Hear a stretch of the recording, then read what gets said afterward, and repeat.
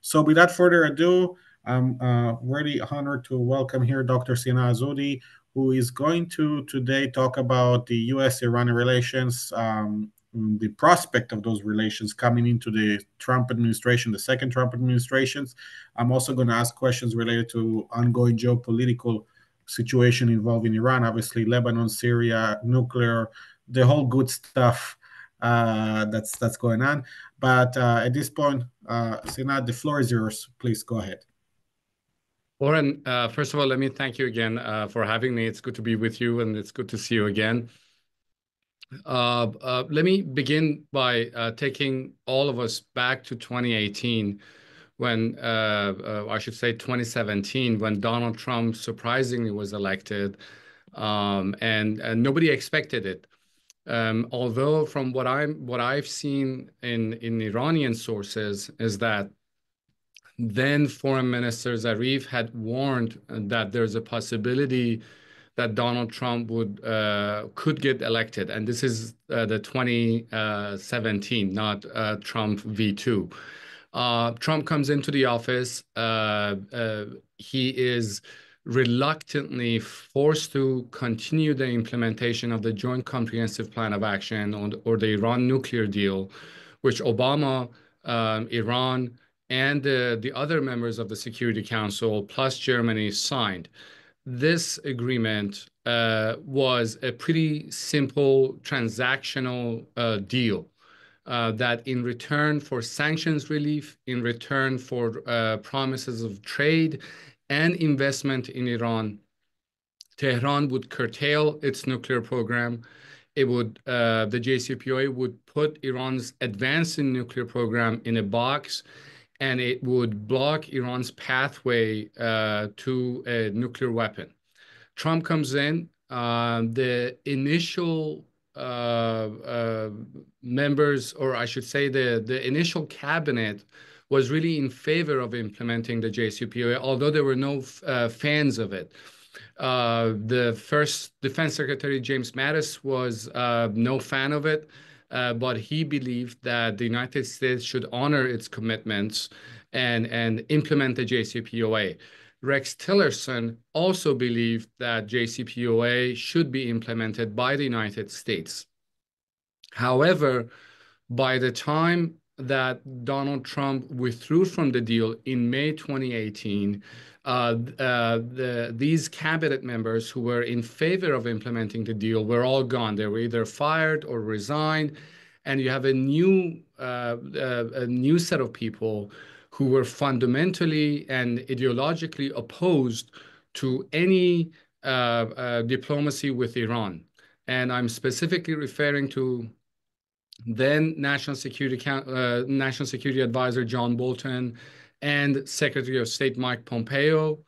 Donald Trump withdraws from the agreement in May 2018, and a few days later, Secretary Pompeo went to the Hudson Institute but could be Heritage Foundation. I think it was Hudson, that he set out 12 demands for Iran in order for the United States to kind of, restore diplomatic relations with Iran. And though that laundry list of things that Washington demanded from Iran were not doable.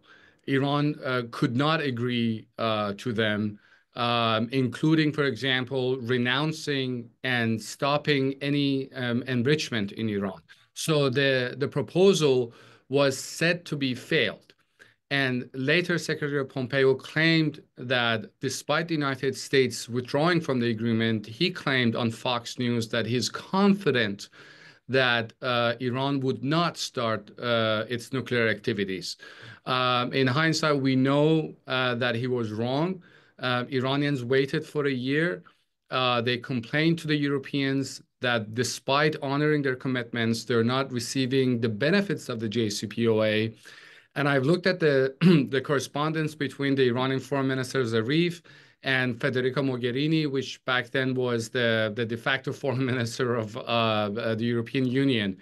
And you can see starting from 2018, when you look at the correspondence, the letters are very polite. but the tone increasingly becomes aggressive, and which kind of and you can tell that is extremely frustrated by the lack of Europeans' ability to deliver on their promises. This is not to say that the Europeans didn't want to implement the agreement. Quite the contrary, they really wanted to because it served their interests. However, the European companies which were supposed to invest in Iran and trade with Iranians were more afraid of the U.S. Treasury than their own governments. So Iran, in practice, Iran was implementing the agreement on its own while not receiving the benefits. Starting from May 2019, we have Iran taking its first step in reducing its commitments under the JCPOA. And step by step, it kind of dismantles the JCPOA and its terms. When the United States went into presidential elections in November 2020, I think, November 2020, many were hopeful that when Biden comes in, he would simply just sign an executive order and he would come back to the JCPOA. However, that didn't happen for a number of reasons.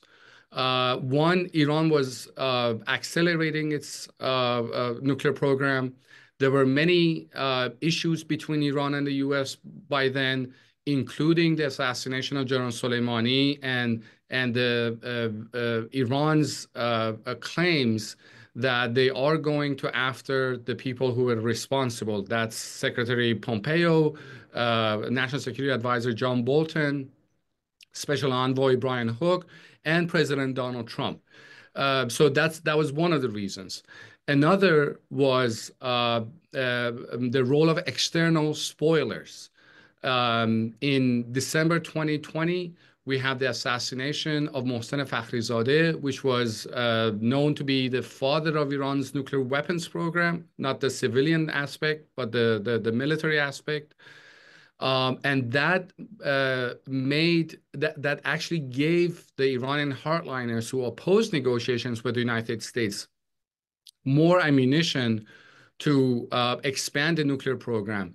They quickly passed a law in the parliament that mandated the government to expand the nuclear program.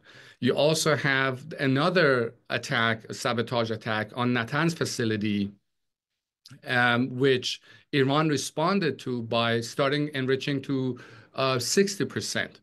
So we have a number of issues at play here that in response to foreign threats. The iron out of the bag. Pardon? That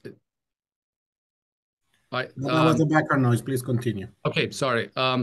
So you have April 2021 incident. And again, despite the intention to restore the JCPOA and come back to full compliance, that did not happen. There were a series of indirect negotiations between Iranians and the Americans, but Iranians refused to talk to the United States for several issues. One, I think one sticking issue was the issue of the assassination of Soleimani, and it was extremely difficult for Iranians to negotiate with the United States shortly after that incident. And also was the fact that the Iranians claimed that the United States is not a party to the JCPOA and has no right to participate in the nuclear negotiations. And then you also have by 2022, you have the war in Ukraine. You have Russia acting as a spoiler in the negotiations. By September 2022, you have the widespread Mahsa movement in Tehran, which really crippled the government in any foreign negotiations. And there were also foreign issues, meaning that the Europeans at the time of the Mahsa protests were not willing to directly negotiate with Iranians because of the optics of it. So unfortunately, that the restoration of JCPOA did not happen. By 2023, Iran was expanding its nuclear program. And guess what happens? You have the October seven attacks, and that fundamentally changes everything. The war, I mean, while many hoped that the war would be limited to Gaza, it slowly started to expand. As everybody knows, by 2024, Israel went after the Iranian assets in the region, Hezbollah, the Iranian consulate in Damascus. And in the meantime, Iran is still expanding its nuclear program. And by the time of the recent elections in the United States, I was my forecast rather was that Trump would win for a number of reasons. And he got elected. Now, what will happen between Iran and the United States? I say this with much humility and modesty that any forecast could go wrong. For example, I think it was in October that Iran was planning to respond to Israel's attack on Iran, and my calculation was that Iran would not respond. And it was a Monday, I remember, because I told my students that Iran will not respond, and the next day, Iranians did respond. So any forecast could go wrong.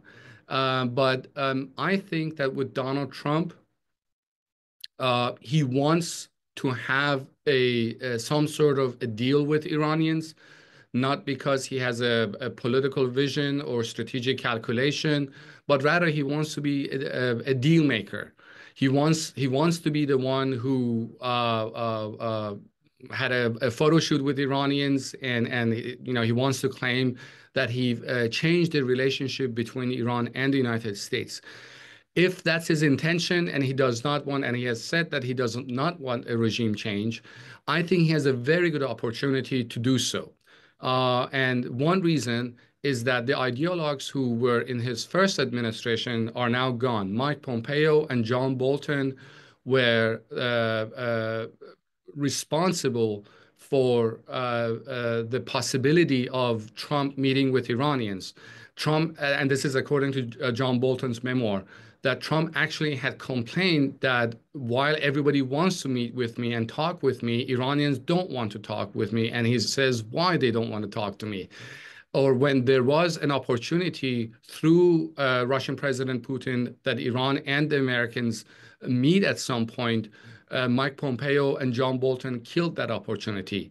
Or there was another opportunity that through the mediations of the French President Emmanuel Macron, they were planning to meet. And again, John Bolton stopped it from happening. So these ideologues are gone now.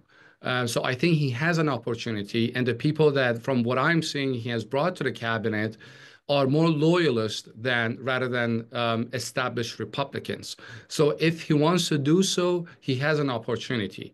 There are obstacles to Iranians and Americans negotiating and a potential for a rapprochement, and there are also opportunities. I'll start with opportunities. The current administration in Tehran, under the presidency of Pezeshkian, is more in favor of negotiating with the United States than the previous administration, which was under Raisi. When you look at the foreign minister, the strategic advisor, and the deputy foreign minister for political affairs, who are supposed to be in charge of negotiating nuclear negotiations, they were the same architects of the nuclear agreement. So they are in favor of a potential nuclear deal with the United States. So that is good news. However, in Iran, there are many forces, the hardliners and the conservatives, who do not wish for the United States and Iran to improve relations. Why? Because I think, speaking of, there are financial reasons for it. If sanctions on Iran are lifted, the people who are actually benefiting from sanctions will lose their businesses. And when I say people, I'm specifically referring to the IRGC, which is actually benefiting from US sanctions on Iran.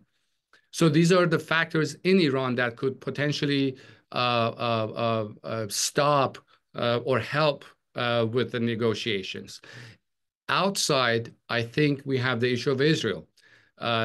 as long as Iran's relationship with Israel is adversarial and Iranians say stupid things about Israel, I think that would be those slogans would be an obstacle to any negotiation between Iran and the United States.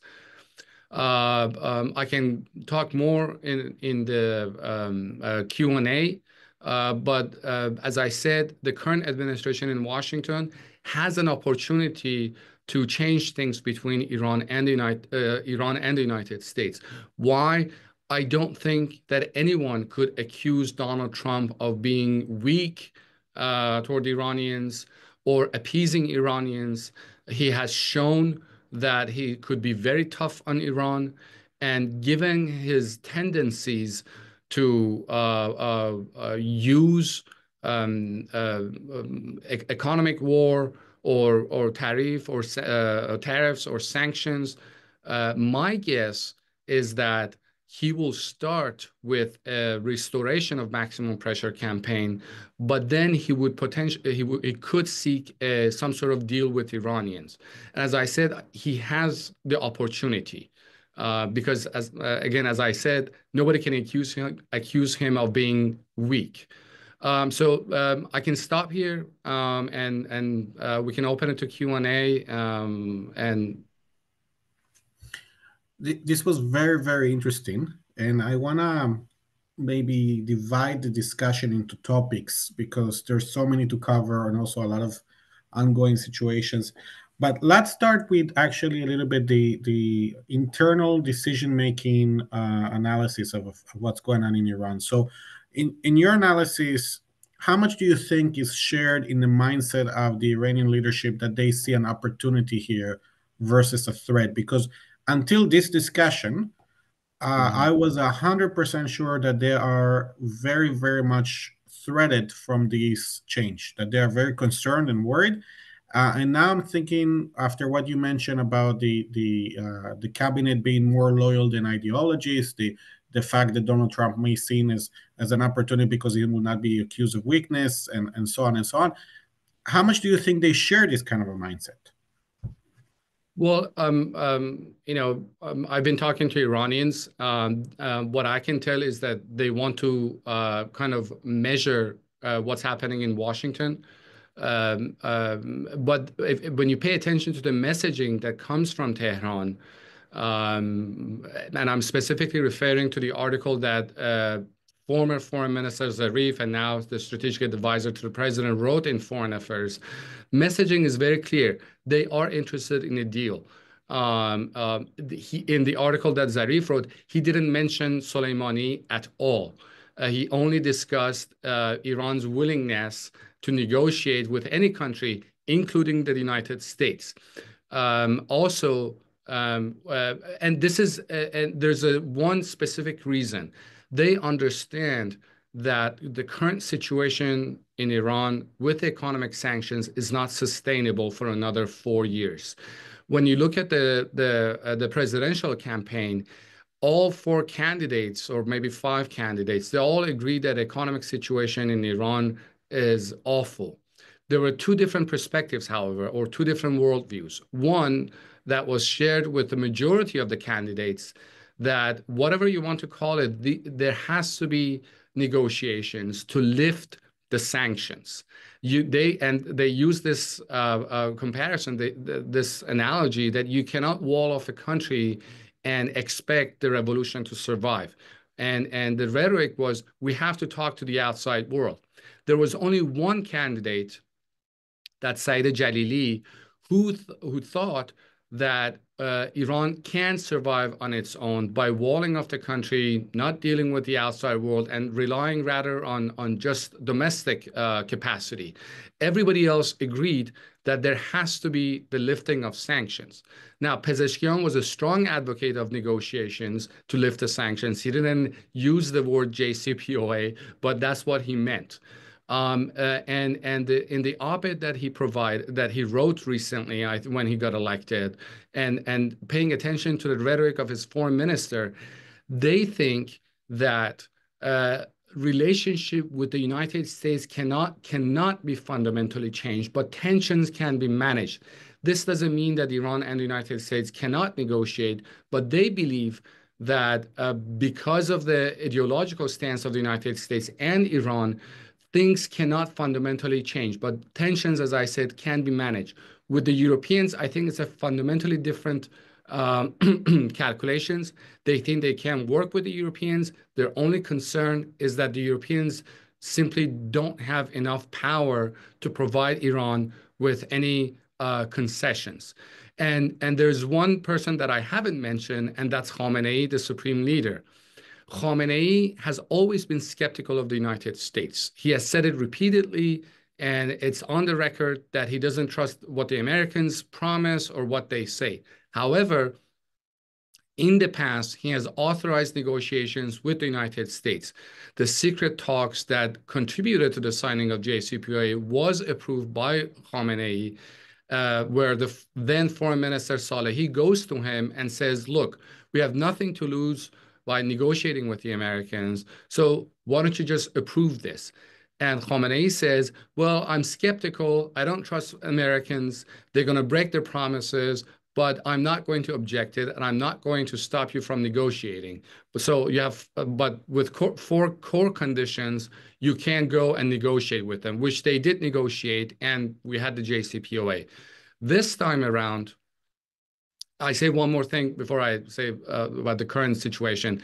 And when the Donald Trump withdrew from the agreement, he came out in public and said, I told you so, that you cannot trust the Americans.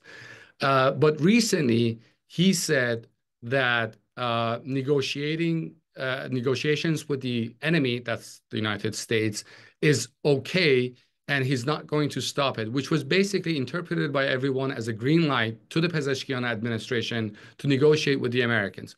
So I think that if there is a Trump administration that is willing to talk to the Iranians, they're open to it. It's only the question of how the Trump administration wants to talk to Iranians. I think that the first administration was not successful because of the presence of ideological people like John Bolton and Mike Pompeo. And I'm specifically referring to these two people because they've played a very detrimental role historically in U.S.-Iranian relations. I want to ask you about a little bit the perspective of the hawks. So you spoke about how the Iranian decision leadership is compiled of those who ran in the elections and current the president and so on, who are more, I would say, doves or more aimed and strategically looking at reaching to an agreement with the United States. Can you share a little bit about the hawks? What's the logic that they have, and where did you see them? Because so far, I mean, they are also very powerful in this discussion. So if you can expand on that a little bit as well. They are very powerful, and they use every means to put an obstacle in negotiations between Iran and the United States. I'll give you one example of this. Because they know that Zarif is a very capable and savvy diplomat. They're trying to force him out of the cabinet by claiming that since his children are U.S. citizens, they were born in the United States when he was a diplomat. And their claim is that since his children are American citizens, he should not be or he should not hold a position in the cabinet. So they're trying to force him out. And he's been repeatedly accused of having, their words, not mine, of having pro-American sentiments. They even call him Jawad the American. So as I said, they use every means. Their reasoning, their logic is, I think, is limit. You can argue it by using money, because while sanctions are in place, IRGC and most of these hawks that are somehow connected or linked to the IRGC are making a lot of profit. I'll give you one example. Everybody knows about the internet filtering in Iran. The government imposes filtering, and guess the front companies of which institution sells VPNs to bypass the filtering. That's IRGC's front companies. They're making a lot of money. Iran cannot sell its oil unofficial market, so it has to be illicit sale of Iranian oil. And guess which companies do the trade for Iran? They're all IRGC front companies. So they're making a lot of money from this. If sanctions are lifted, I'll say another example is expanding Iran's oil and gas fields, which IRGC is now in charge of expanding them, IRGC's front companies.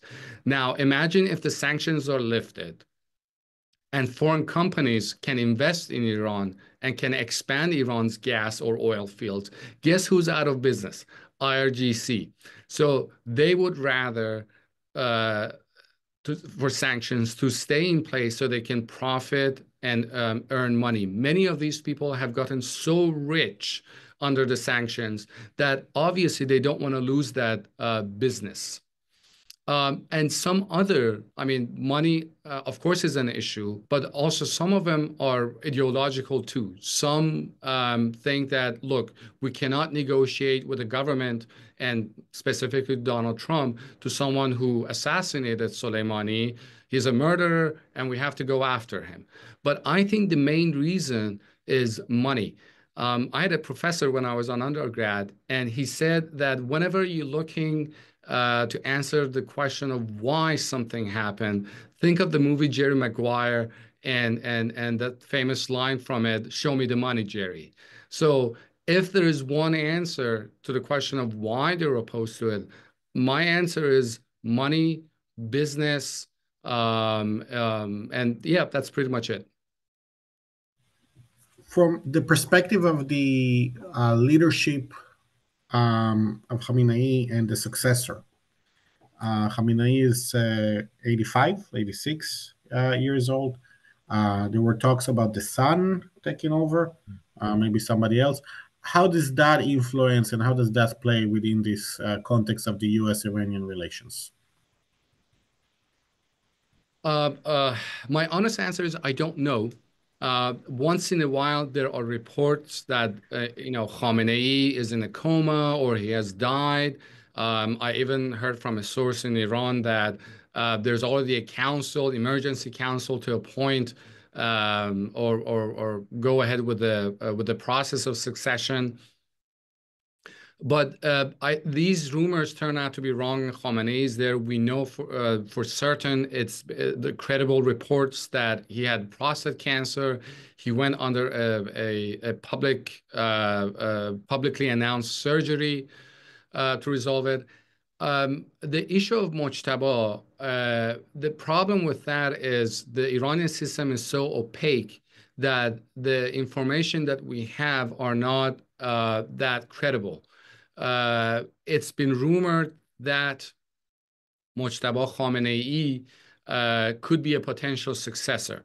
My problem with that argument is that if Mojtaba indeed becomes the next supreme leader, there won't be anything left of the Islamic Republic.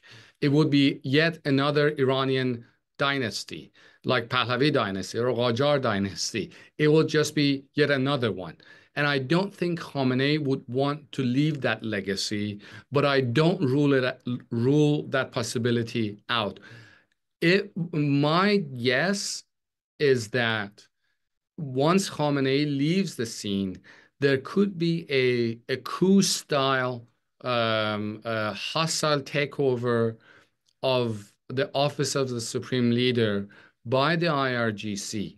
This doesn't mean that IRGC would necessarily roll its tanks or APCs on the streets of Tehran. However, I think there's a good chance that the IRGC might want to try to expand its influence in the office of the supreme leader. And Mojtaba Khamenei, Khamenei's son, could be a vessel for that. What do I mean? IRGC is the military, is very much involved in the Iranian economy. It has the media. it has the newspapers, it has pretty much everything, except that it doesn't have that office of the supreme leader. And by pushing Mojtaba Khamenei to that job, Mojtaba could become their front man, if you will. You could expect a military dictatorship in Iran. That's my guess. I could be wrong. And the reason is, as I said, the information, we don't have many credible information, and the system is so opaque that none of the reports that come out can be 100% trusted. So I want to leave that topic of the internal scene and move to the border and the stuff going on there. Let's start with the most current stuff going on, which is Syria. Um, how much this dramatic chain of events that started in the last few weeks, which are very dramatic. I mean, it's to the point that we're literally talking about a regime change in Syria, a discussion that was unthinkable about a year ago. So, how much is that impacting Iran's decision making when it comes to the U.S., and how much is that could influence Iran in their actions and the actions we're going to see from them? Mhm. I think any weakening of Iran's position in the region could further motivate Iranians to strike a deal with the United States. In 2017, 2018, even 2019, I think Iran was at the height of its power, despite all the sanctions that the United States imposed on Iran. Iran was brave enough to shoot down an American drone. It was brave enough that attacked a base in Iraq which hosted American troops. However, and we have to give Donald Trump the credit for preventing a war with Iran at least twice that we know of. So we have to give him that credit. However, I think with recent developments that specifically like after 2024, I think Iran's position in the region has changed. They have been weakened. And one specific reason is the decapitation of Hezbollah leadership in Lebanon. Um, I I don't think the weakening of Hamas changes Iran's regional balance of power that much. But I think Hezbollah, which I call it the queen of Iran's geopolitical chess game, the weakening of Hezbollah, I think severely impacts Iran's position in the region. And if Assad goes, and Iran spent a lot of blood and treasure in keeping Assad in power, if he goes, it would further weaken Iran's position by cutting off Iran's access or land access to Hezbollah. So I think that would further motivate Iran to potentially negotiate with the Americans for a deal. I could be wrong, but I think that Assad will not go. However, he will be even further weakened. And it was already a failed state, but I think after this, if he survives, I think he will be further weakened. There's a lot of discussion about the potential of Iran sending military troops to Syria from Iran. One, your assessment is that something that they are considering and likely to do? And two, within the context again of U.S.-Iran relations, if they do so, sending troops, how much will that impact the question of essentially ability to restore relations with the U.S.? Well, first of all, I don't think they would want to restore relations with the United States. They just want a tactical agreement or short-term agreement that lifts the sanctions.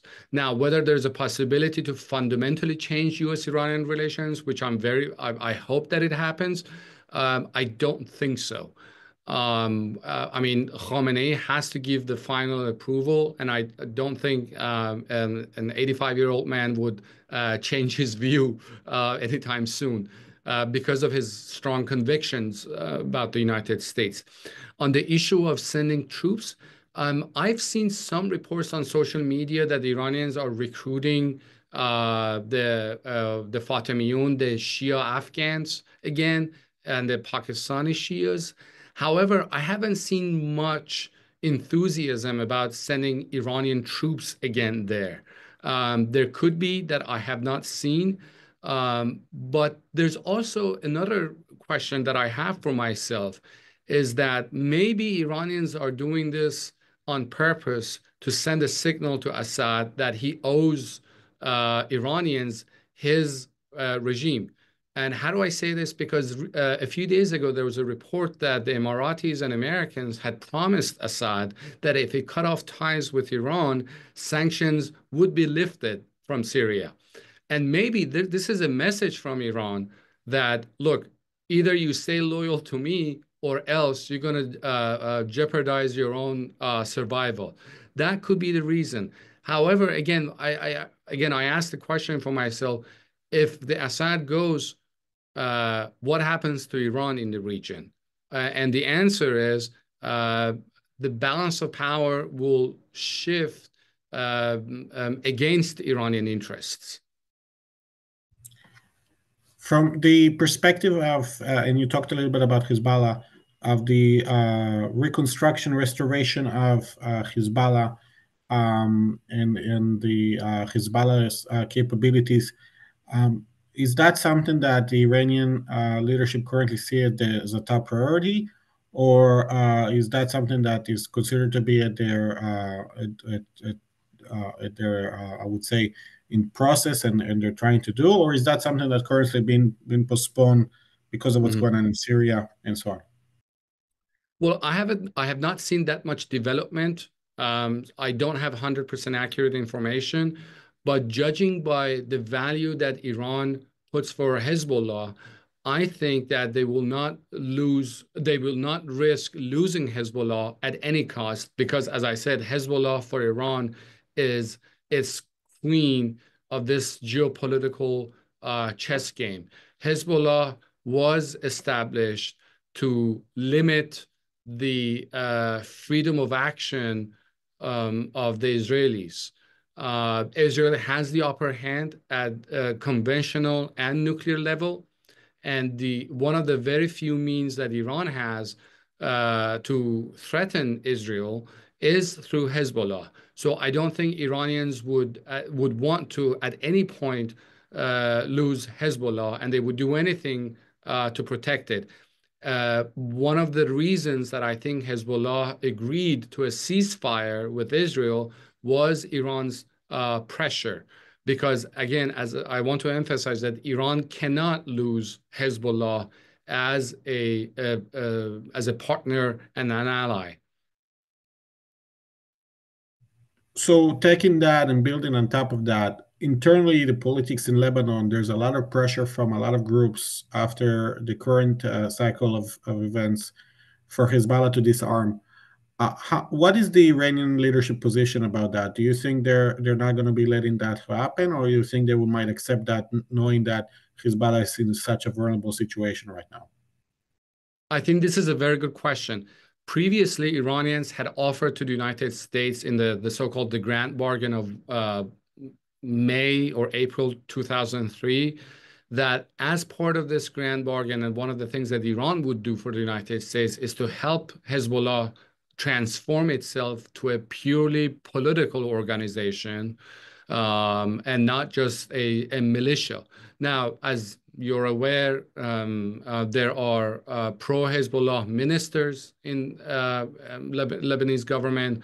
There are members of the Lebanese parliament who are pro-Hezbollah or are the members of Hezbollah. So it is a political organization, but we cannot forget about its military wing, which is very powerful, by the way.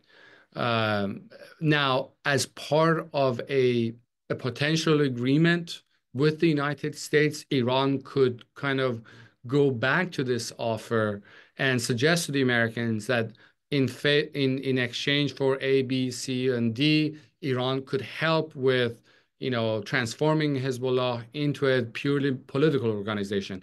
I don't think Hezbollah as an institution will just wither away.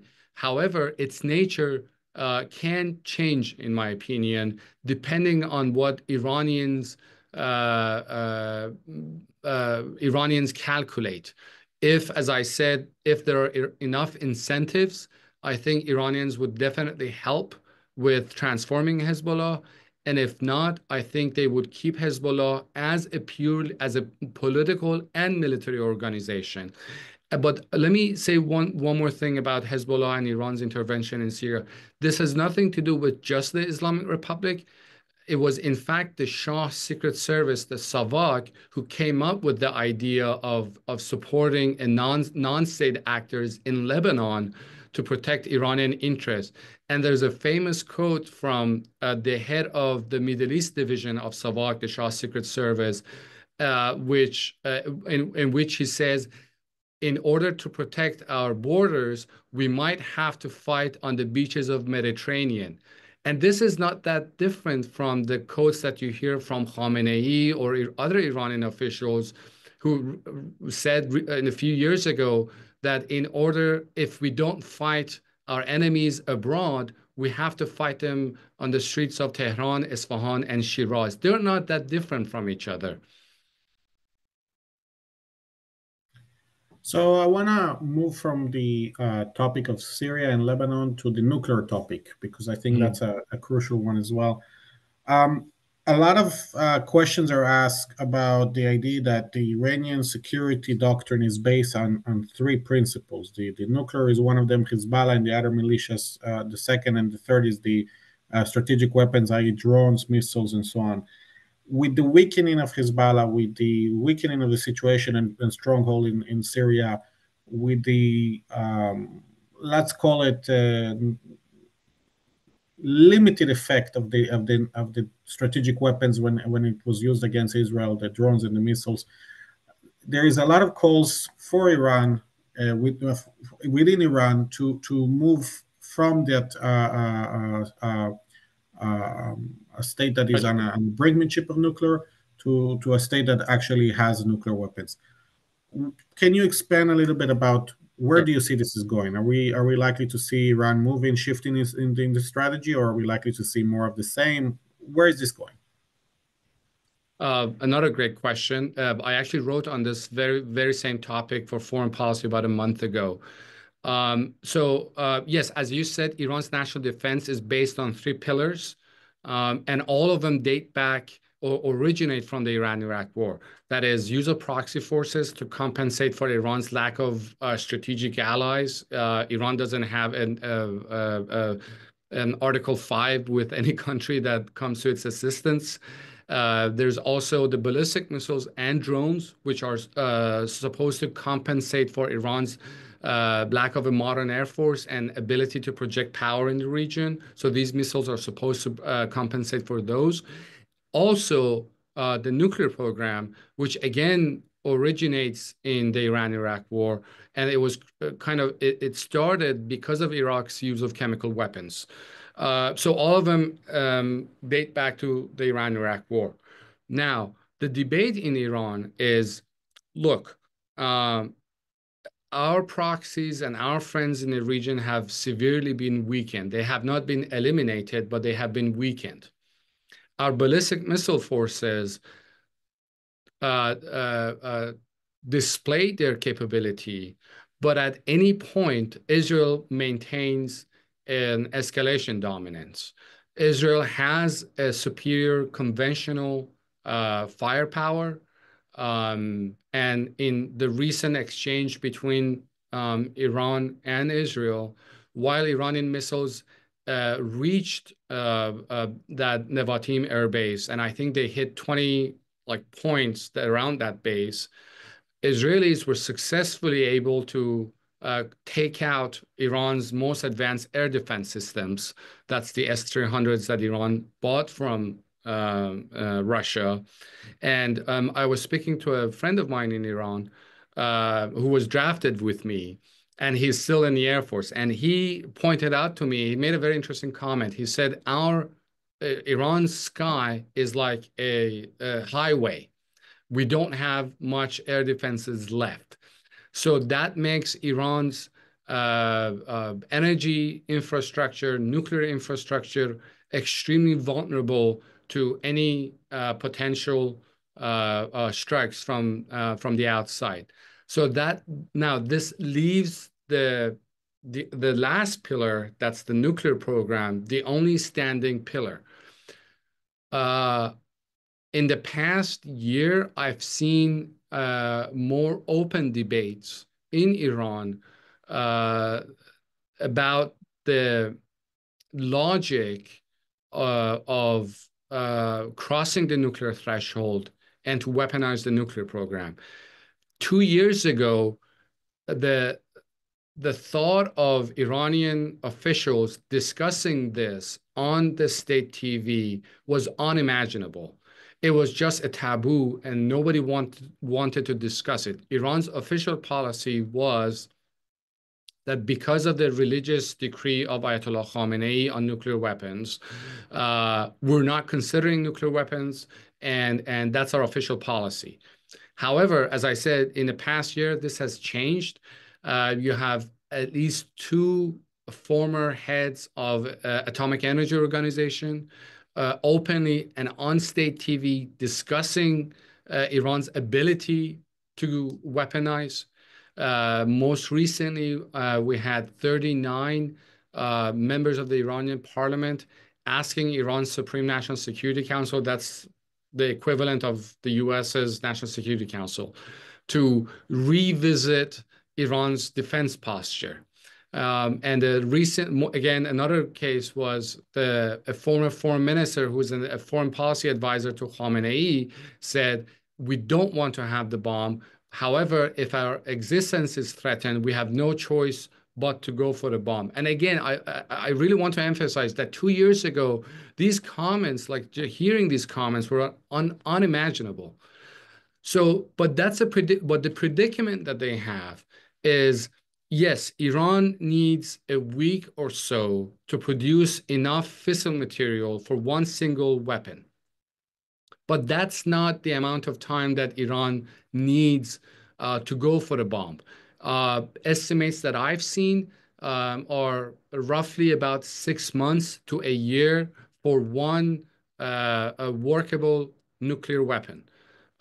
So within that period, that's 6 months to a year, what we have as a window of vulnerability that potential foreign actors may want to prevent that state from actually weaponizing. And in the case of Iran, we have both the United States and Israel, which have every reason to prevent Iran from getting the bomb. So in trying to dash for the bomb and acquiring the ultimate weapon of defense, Iran could be sending an invitation letter to the Israelis or the Americans to come and take out Iran's nuclear program infrastructure. So this is a predicament that Iranians have, and obviously because it's everything is so secret in Iran, I don't know what their thoughts are, but I am sure that there is a lot of debate in Iran over what to do with the nuclear program.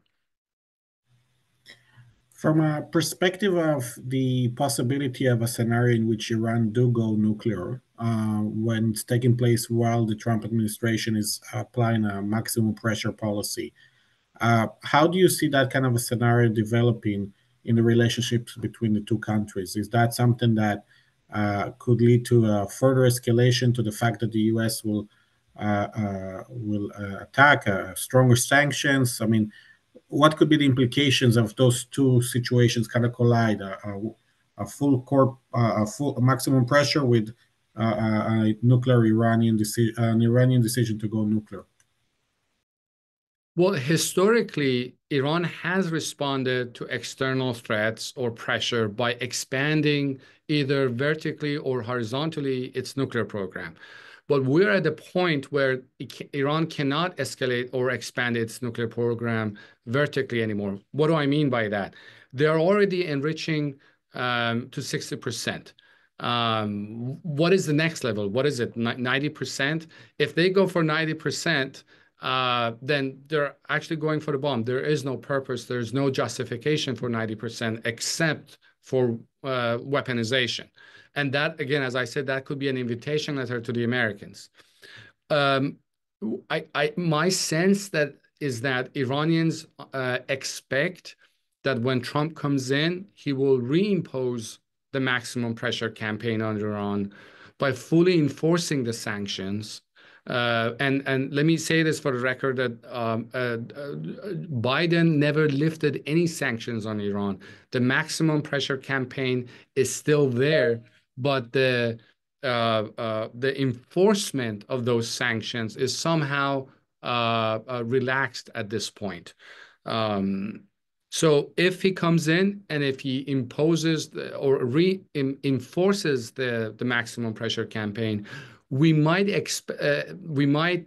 see something from Iranians to horizontally expand the nuclear program by inaugurating yet another nuclear enrichment facility, something like that.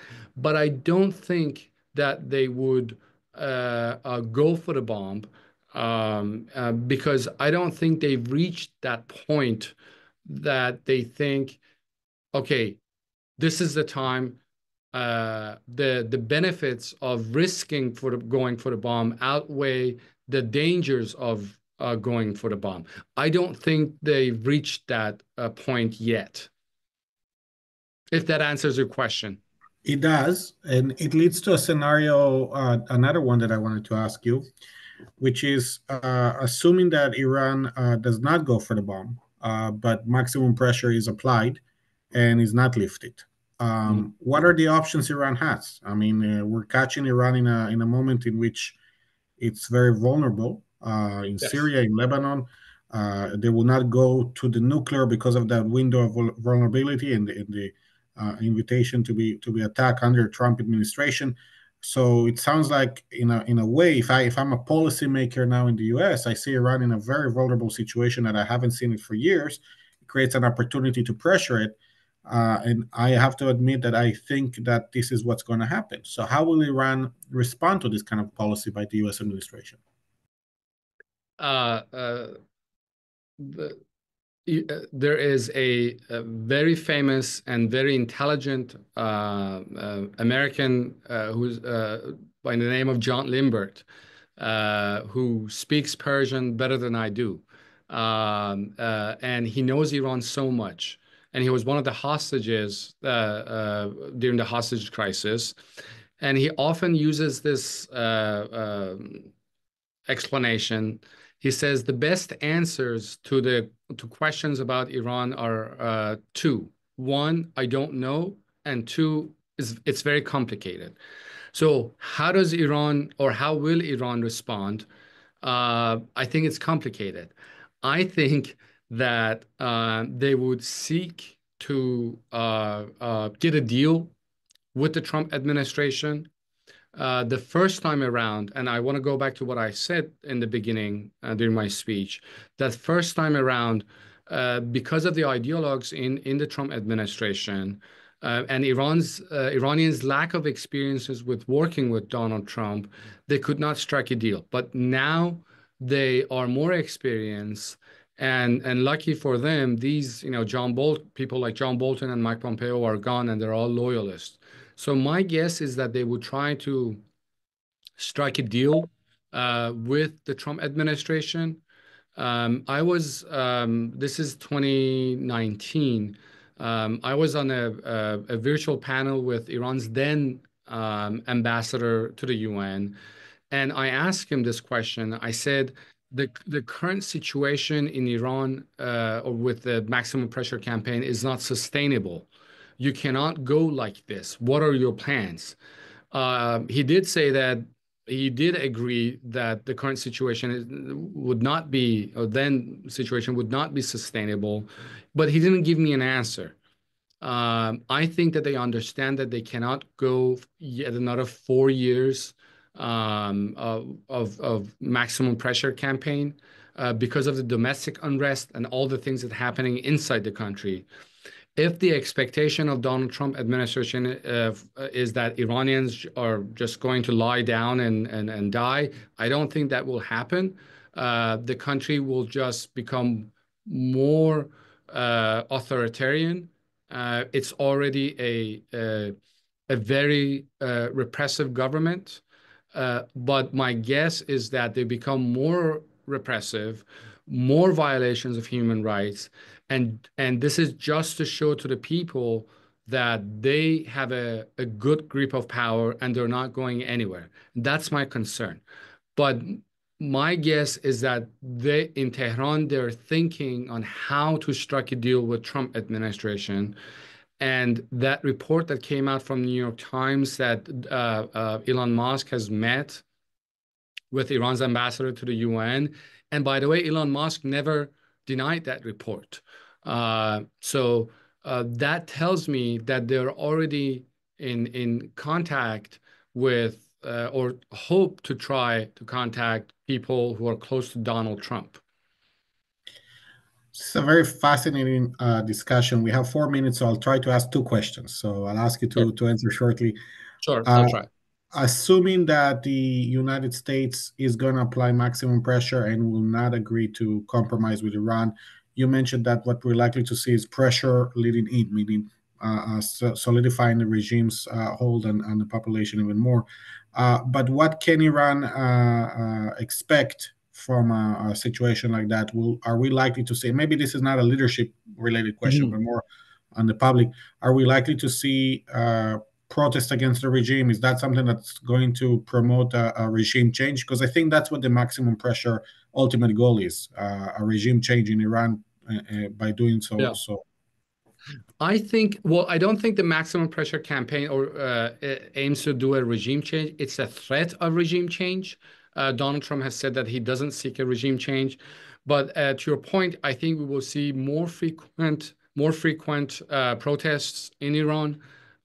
We have this stupid hijab law that the parliament has passed, but by the way, the administration does not want to implement it, and the president said he's not sure about it, meaning that he doesn't want to implement it. So that could be a pretext for further demonstrations in Iran. But from a foreign policy standpoint, I think we will see more alignment between Iran, Russia, and China, especially between Iran and Russia that are heavily sanctioned. It's often the case that sanctions bring the targeted state together. We've already seen this. And I think the Chinese will really benefit from this because Iran will be more dependent on China for the sale of its oil, and Iran could offer them more discounts for oil, and China will benefit from this. And I think, in a way, kind of we're helping by this maximum pressure campaign, we're helping the Chinese to get access to very cheap oil. Final question. We have about 1 minute and a half left. So, Sure. what are your final remarks? How do you see this new administration and the Iranian relationship moving forward and the trajectory moving forward from here? In 1 minute and a half. I know it's very Sure. difficult, but Sure.